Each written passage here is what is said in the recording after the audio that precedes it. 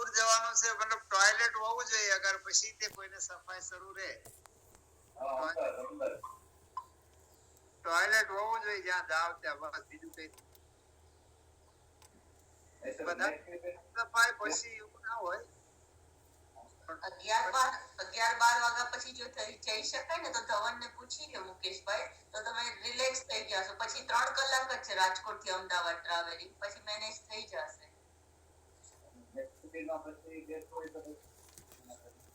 અરે ઘણા રસ્તામાં પેટ્રોલ પંપ આવતા હોય. પછી થાય નહીં, પછી એટલું બધું મુકેશભાઈ પછી પૂરું થાય શિબિર પછી બહુ જવું ના પડે, પણ બાય ચાન્સ જવું પડે તો 10 કિલોમીટરે આવતા હોય છે પેટ્રોલ પંપ.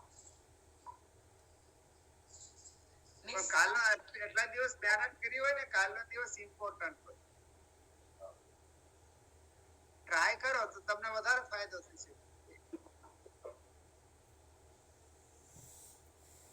और किसी को कुछ पूछना?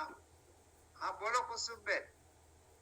સર આપણે કાલથી ઓલું સવારના 8 થી 10 વાળો ટાઈમ બંધ થાય છે ને ક્લાસ? સોમવાર થી બંધ, કાલ તો રજા જ હોય રવિવાર.